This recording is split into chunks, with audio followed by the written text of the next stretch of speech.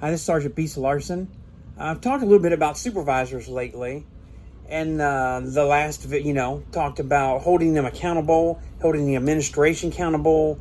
I just recently, earlier today, made a video and talked about, is a sergeant promotion for you or for them? Now I want to talk about after you get promoted to sergeant or to lieutenant. You're in that first line supervision, as they call it, but you're not in the acceptable administrative crew. This video, and it'll be brief,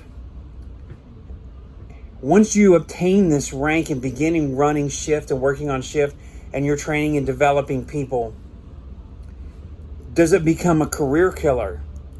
Have they sidelined you, the administration sidelined you from your original goals? I get promoted to sergeant. I just come off the CERT team, had, a career in police work already, and had ambition to become a lieutenant and be a shift commander. Immediately, because I was a CERT guy, I was stuck down in Georgia in a tier program, isolation.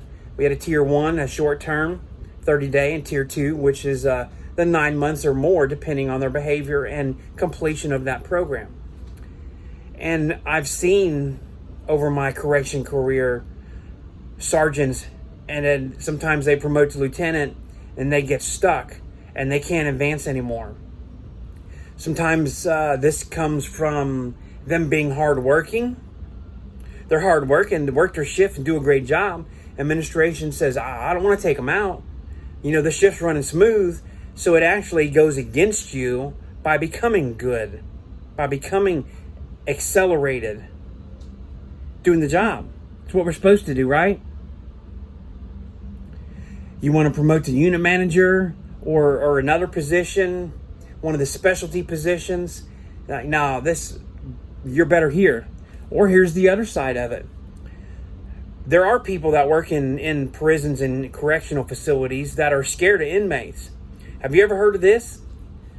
Hi, I'm Sergeant so-and-so, and I have an inmate profile. I'll say, okay, I'm never heard of that. Sarge, tell me what it is.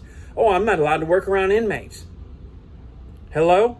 You work in a prison. How do you have a profile to work the gate and not work around inmates?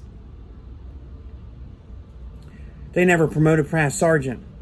They're stuck in a place to not get promoted. Is that right? That wasn't all their choice. They got stuck.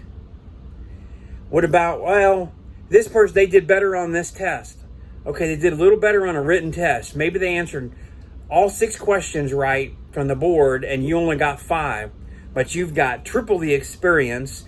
You've been through a lot of things inside an institution, and they promote the other person. Well, maybe they promoted them because, I'm going to use this expression, a yes man.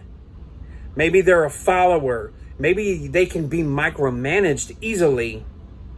Yeah, now I'm going to put a nail right there in the foot. Micromanagement. Like me, you can't micromanage me. I'm intelligent. I have common sense. I have experience. I can see things and see how programs are going to work and not work. You're not going to micromanage me 8 hours a day. Got my first day as a sergeant. I still had my CERT clothes on. Look like this. My gray pants to this. Have my vest on. And they said, well, it'll take a couple weeks for you to get uniforms in. They have to be ordered. So you'll continue in your CERT attire. They stick me down there, and somebody tells the inmate to act a fool. See how I'm going to handle it. Well, we had a use of force. And I put an arm lock in him so hard and squeezing that, on the CERT vest, you have that big can of spray up here in the pocket. I popped the top and nozzle right off, and it went up right on both of us. I've been around a lot of mates, didn't bother me. He didn't like it at all. And then they want to lecture me. And I said, did you promote me to lecture me and micromanage me? Or did you promote me to supervise these 8 officers in this tier 2 unit, the 208 bed unit? You put me down here to supervise. So that's not micromanaging. That's letting me do my job. And they continue to want to micromanage me. Well, we butt heads a little bit. I got plenty of head, thick skin. Don't mind butting heads. It's a challenge. Don't run from it. But is this happening to you? Are they sticking you somewhere? or promoting others that they can, Sarge so-and-so, I need you to do this, need you to do that. You go down and tell them this, and that's it, and then leave. Yeah, you're going to get a bunch of people, bunch of sergeant, lieutenants come stand in the door that are scared of inmates, open the door, give a command, say something to happen, and leave the officer standing there to actually have to deal with it. Sometimes, some places, some states will promote those kind of weak supervisors because they can control them. Do you see anything on my head or my shirt that says for hire, sergeant for hire? No, you do not. It's blank. It's black. It's tactical. This right here, it's my own haircut. It's my own style. No tattoos on me says I'm for hire. Not a for rent sign. Not a real estate sign. I don't belong. I'm not a piece of property to the administration.